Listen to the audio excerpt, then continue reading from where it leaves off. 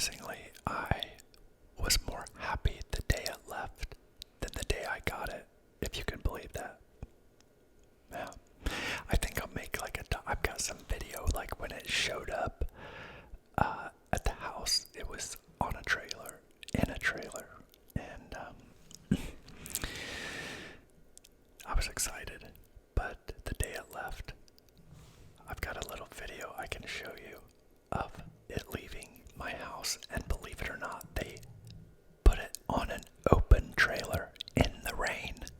I had that car for a year and a half, and I never drove it in the rain. It never saw rain. In fact, I never washed the car in a year and a half. I never had to.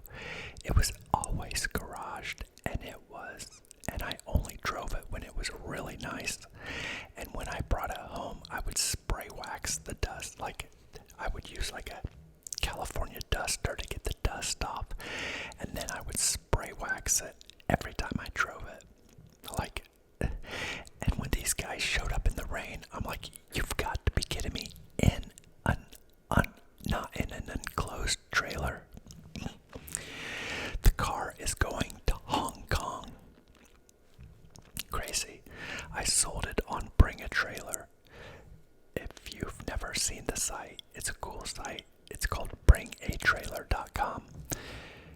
And if you're looking for a car, you can find it on there. And it's cool because you can look at all the past auctions and you can see what they're selling for, so you have an idea of what the value of the car should be.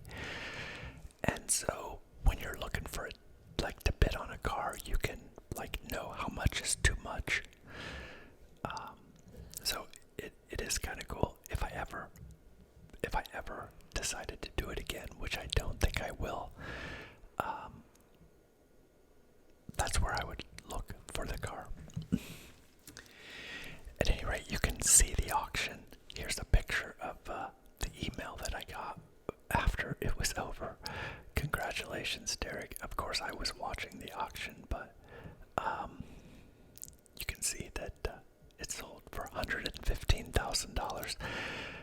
Full disclosure, I did lose some money because I put a timing belt in it when I first got it, because it was almost 30 years old, and the timing belt is rubber, and that's rubber. When it gets old, it wears out. It ages, even if it's climate controlled. Rubber gets old with age. It wears down with age. It's compromised. And then I bought wheels and tires. I had to put license plates. I had to pay sales tax. I mean, in the end, I lost some money, but I did okay. I got to have the car for a year and a half, and my intentions were to keep it forever. And in 20 years, it would have been even more special. But my ownership experience was just not that positive. When a car sits, it can't sit forever without you driving it, or you have to charge the battery. And that car was so nice. It had 10,000 miles on it, and it was so nice. It had the original windshield, and these roads, it's just because I'm in a special car doesn't mean people aren't in a hurry, right? People are still going to act like they act on the road. That car did not make people stay away from it. People tailgated me when I drove it, just like they do any other car. The roads are hectic today, but at any rate, it was something that I needed to do. It was something that I felt would enhance my life, and it did not. I felt proud at first, but inevitably, it just was something more to take care of. It was something to worry about. And I think if I could do it all over again, I would not have bought a pristine specimen. That car deserved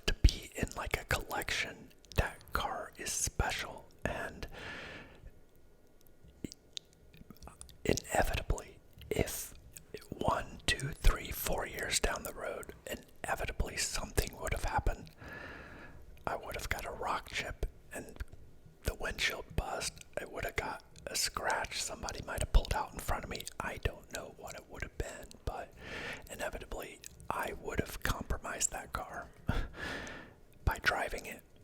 Somebody just needs to, because a lot of these cars have been modified. People put superchargers on them or turbos on them.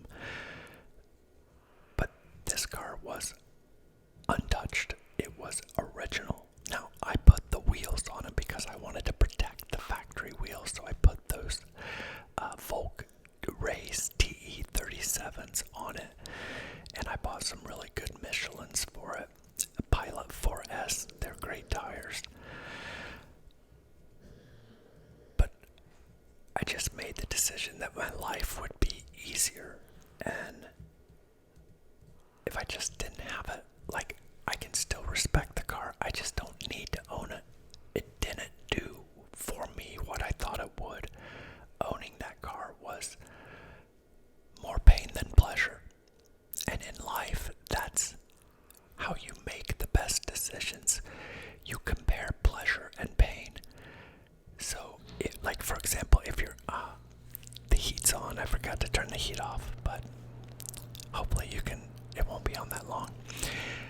It's obviously that time of year where I need heat again in Indiana.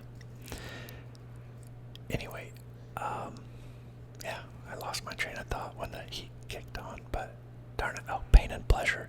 Like if you're in a relationship, if the relationship causes you more pain than pleasure, you should probably leave. There's going to be pain in everything, but is there more pleasure than pain? And the pain-pleasure principle, that car was more pain than pleasure, and I was happier the day it left. I really was. So, it's gone. And,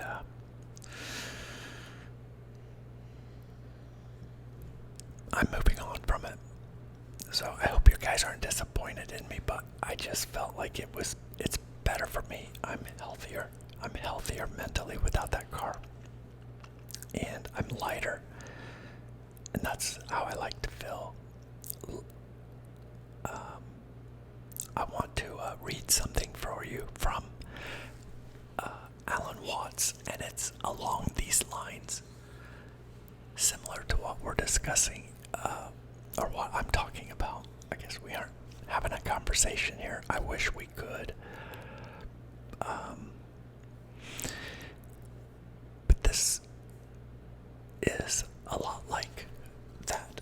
It's along the topic of thinking you want something and realizing that you don't, or maybe not even wanting it at all.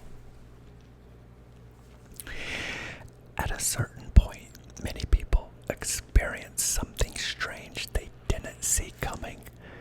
Things that once delighted them, activities that once filled them with enthusiasm and pleasure suddenly seem to lose their savor.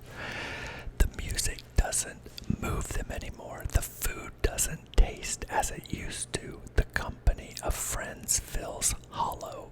Even the pursuits they once considered their greatest passions, reading, walking in nature, creating things, all of it becomes somehow flat, colorless, without the spark that once made life feel worth living. And naturally, when this happens, people become frightened. They think something has gone terribly wrong. They believe they've become depressed, that they're ill, that there's some chemical imbalance in their brain that needs correcting, or they think that they've simply become cynical, jaded, that life has worn them down, and they've lost their capacity for joy. And they ask themselves with genuine desperation, what's happened to me? Why can't I feel anything anymore? But what if I told you that this loss of joy, this apparent flatness of experience, is not necessarily a problem at all? What if this state that seems like death is actually a kind of birth? What if the disappearance of joy as you knew it is simply making room for something else? Something you haven't yet recognized because you're still looking for the old feelings, the old excitements, the old ways of being moved. Let me explain what I mean. You see, most of what we call joy or pleasure in ordinary life is really a kind of relief. It's the satisfaction of a want, the filling of a lack, the scratching of an itch. You're hungry and then you eat, and there's pleasure in that. But notice the pleasure depends on the hunger. Without the hunger, the eating is just mechanical. You're lonely, and then someone pays attention to you, and there's joy in that. But the joy depends on the loneliness. Without the sense of lack, the attention doesn't move you. This is what the Buddha was pointing out when he said that life is suffering, or more accurately, that life is unsatisfactoriness. Unsatisfactoriness.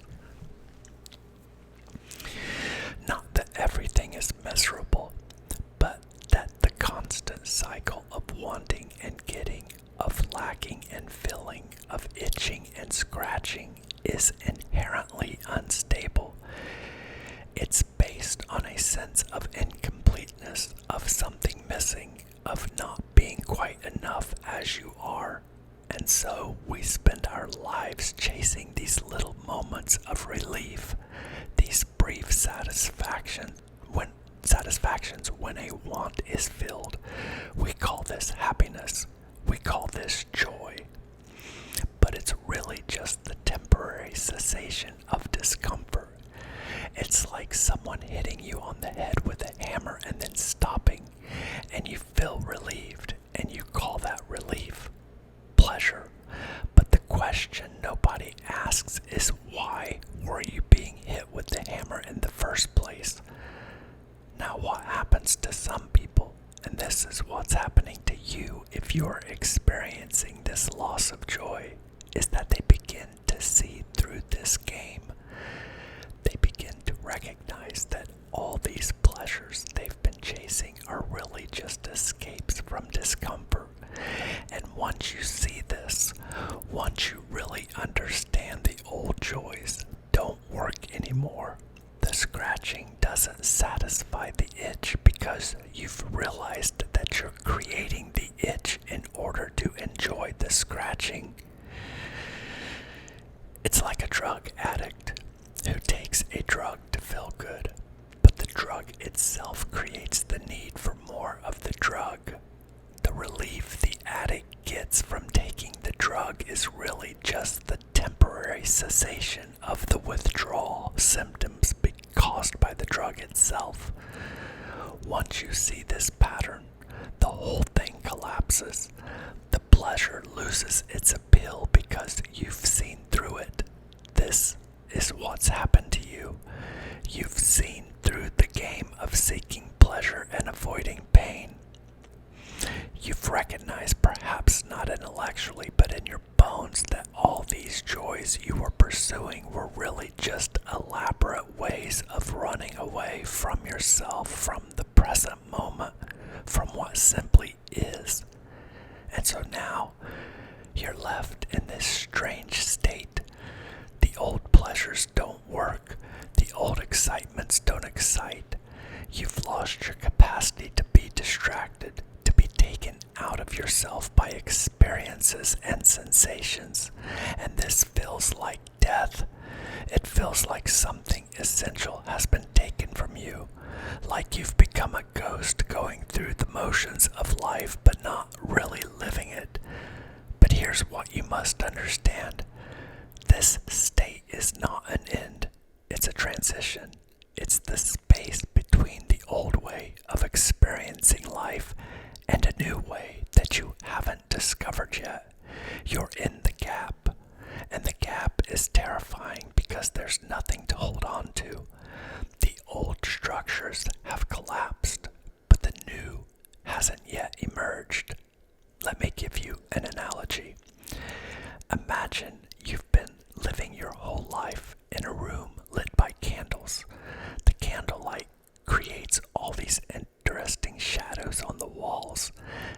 dancing shapes that fascinate you. You spend your time watching the shadows, being entertained by them, finding meaning in their patterns. This is like the ordinary joys of life. They're real enough in their way, but they're really just flickering shadows created by the limited light source. Now, what happens if someone opens a door and bright daylight streams in? At first, the light is so bright it's almost painful. You can't see anything clearly. Everything is washed out, and all those fascinating shadows that kept you entertained, they've disappeared, vanished in the bright light. And you might think, this is terrible. I've lost all the interesting patterns. Everything's become bland and featureless, but you're not seeing clearly yet. Your eyes haven't adjusted to the daylight. Once they do, you'll realize that you haven't lost anything. You've gained everything. You're seeing reality directly now, not just its shadows. And this direct seeing is so much richer, so much more real than the shadow play you were watching before. But it's a different kind of richness. It doesn't have the same quality as the shadows. It's not entertainment. It's something else entirely. This is what's happening when nothing brings you joy anymore. The old shadow play has stopped working, but you haven't yet learned to see in the daylight. You're in that transitional period where the old is gone, but the new isn't yet clear, and this period can last quite a while. It's not something you can rush. Your eyes must adjust at their own pace. Now, the usual response to this state is to try desperately to get the old joys back. People throw themselves into new hobbies, new relationships, new experiences, hoping to rekindle that spark. Or they turn to stronger stimulations, louder music, more intense sensations, more dramatic experiences, like someone whose taste buds have become dulled, trying hotter and hotter spices to fill something, anything. But this doesn't work. In fact, it makes things worse because what's really needed is not more stimulation, but less. What's needed is to stop running, stop seeking, stop trying to fill the emptiness with experiences and sensations. What's needed is to simply be with what is without trying to make it into something else. And here's the extraordinary thing that happens when you do this. When you stop trying to manufacture joy, you discover that there's something present that was always there, but that you never noticed because you were too busy chasing after pleasures. It's not exactly joy in the old sense. It's more like an okayness, a fundamental sense that everything is all right, exactly as it is. Not that everything is perfect or pleasurable, but that it's complete, it's enough. It doesn't need anything added to it.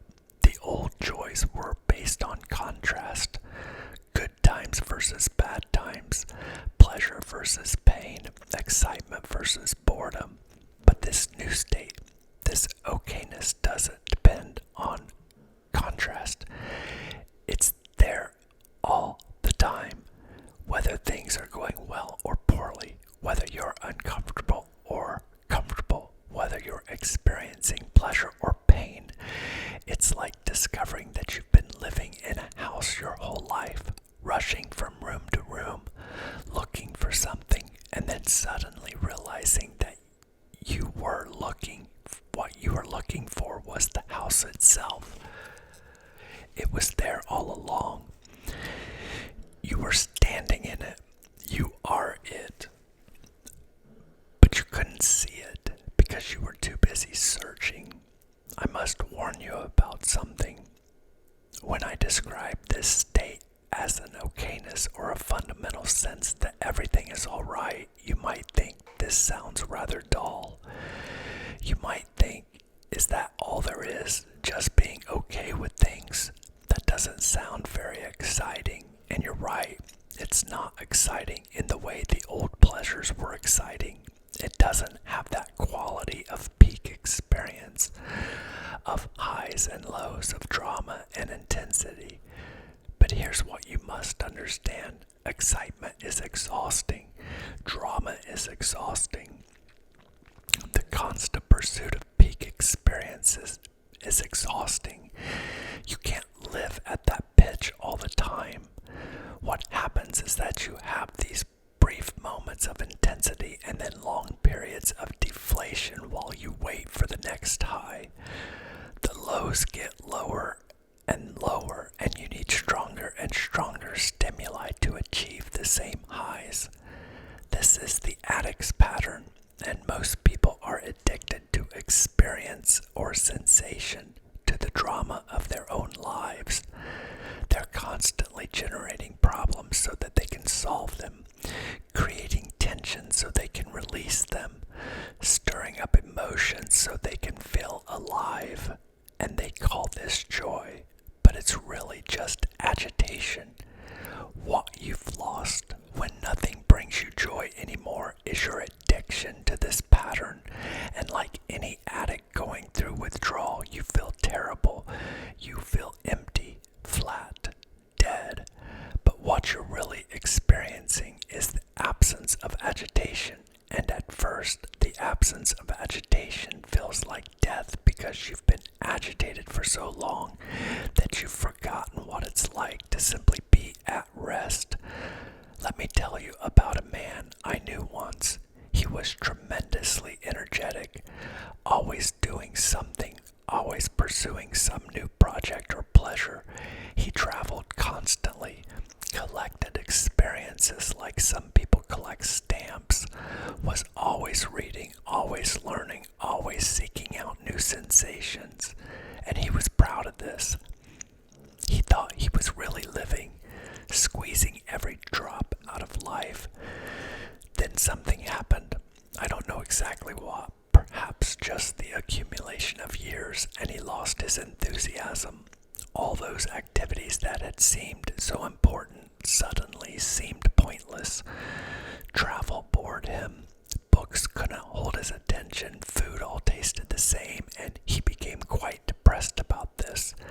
He thought his life was over, that he'd become old and worn out.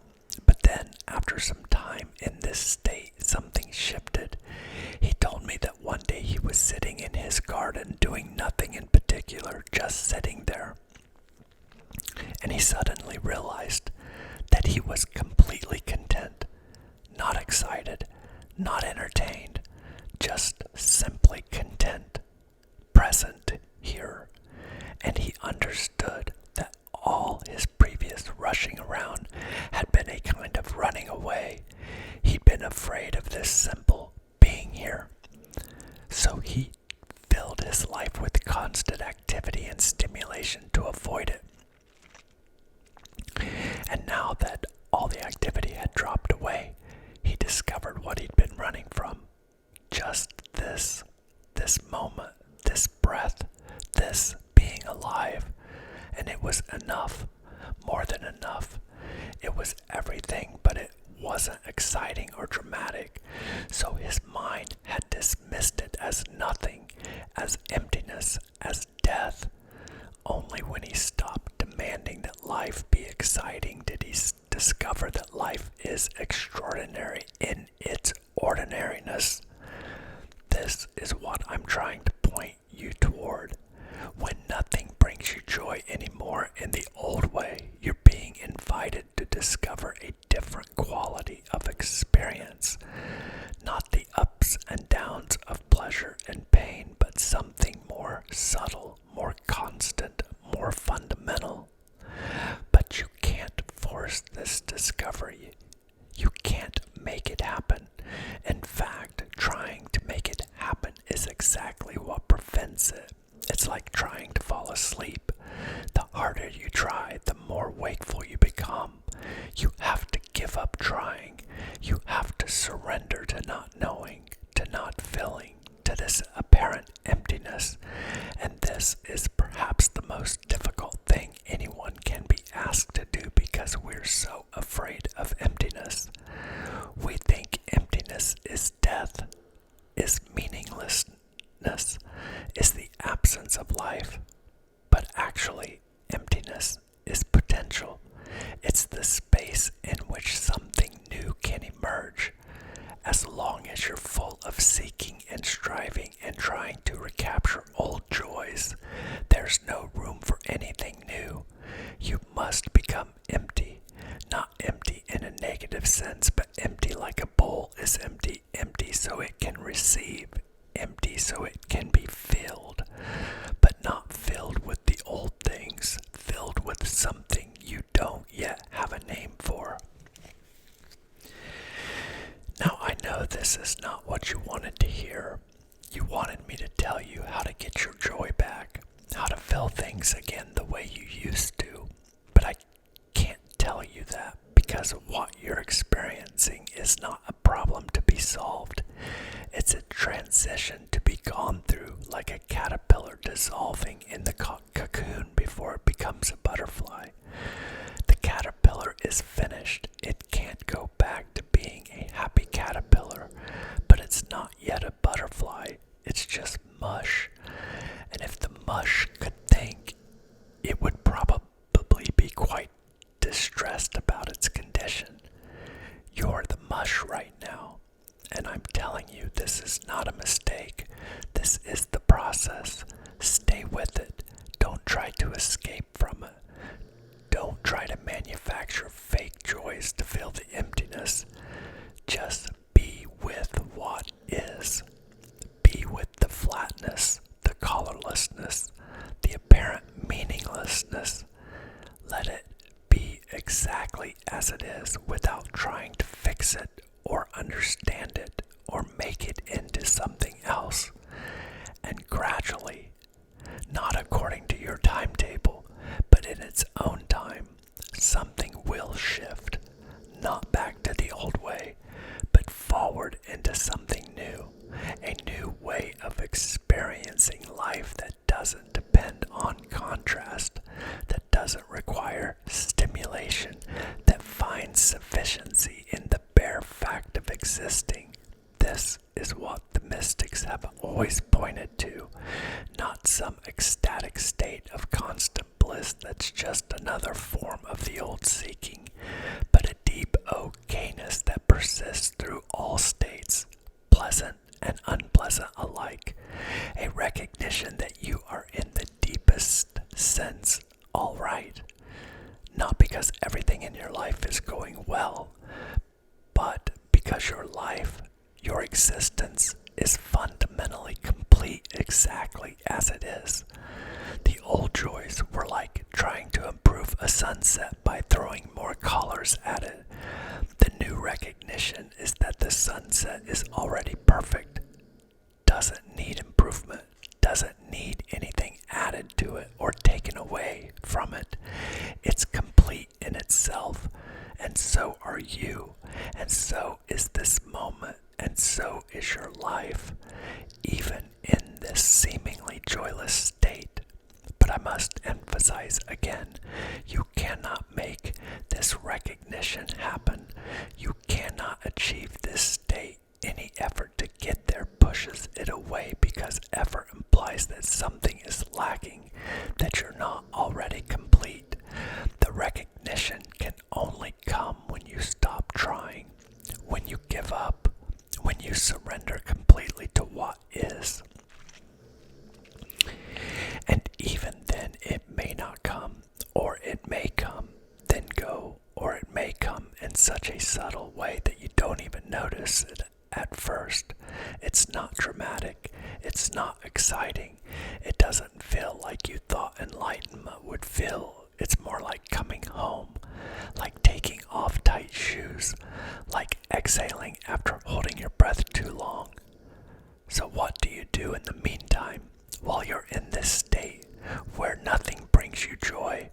You do what needs to be done. You brush your teeth, you eat your meals, You go about your daily business, but you do it without the expectation that these activities should make you happy. You do them simply because they're what's here to be done, not with resignation or bitterness, but with a kind of neutral acceptance.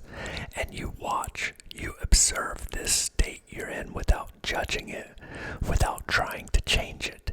You become interested in it, curious about it, not in a cynical way, but with the kind of interest you might have in watching clouds move across the sky. Just watching without needing the clouds to be different than they are.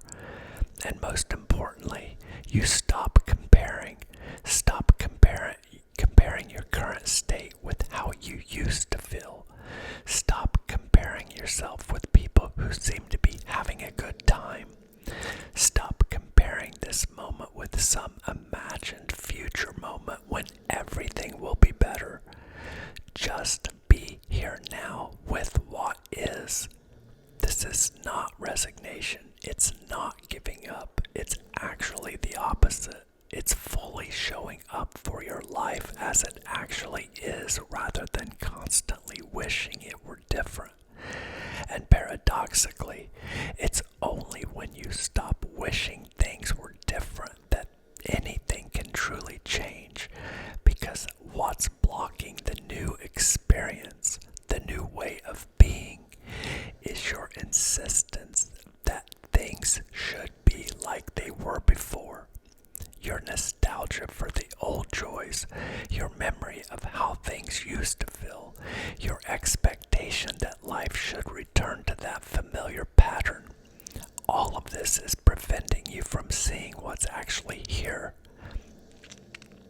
Now, let me give you one final thought. Perhaps the reason nothing brings you joy anymore is that you've outgrown joy as you knew it. Perhaps you've become too big for those small pleasures, too deep for those shallow satisfactions, not because you're better than other people, but simply because your consciousness has expanded and the old containers can no longer hold what you've become. A child is delighted by candy. A young person is thrilled by romance and adventure.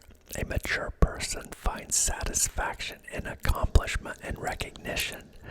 But there comes a point for some people when all of these things are seen through, when they're recognized as temporary, conditional, ultimately unsatisfying. And then what? Then you're thrown back on existence itself, on the bare fact of being alive, of being conscious, of being here. And this can seem like nothing at all compared to the excitement of candy and romance and accomplishment. But it's everything. It's the ground from which all those other things arose. It's what was there before you learned to seek pleasure and avoid pain. It's what remains when all the seeking stops, and it's not nothing. It's not emptiness in the negative sense. It's fullness, it's wholeness, it's completion. But it's so simple, so ordinary, so undramatic that the mind overlooks it constantly, always seeking something more exciting, more stimulating, more special. What you're being asked to discover is that there is nothing more special than this moment, this breath, this simple fact of being alive. Not because it makes you feel good, not because it's pleasurable, but because it's real. It's what is, and what is enough. It's always been enough. You just forgot for a while. So when nothing brings you joy anymore, don't despair. You haven't lost your capacity for feeling. You've lost your addiction to a particular kind of feeling. And in that loss, there's an opening, a possibility, a doorway into through that, not by trying to walk through it, but by standing still and discovering the already on the other side. You've always been on the other side. You just didn't notice because you were too busy seeking. Now you have nothing to seek, and that's not a loss. That's the greatest gift you could receive.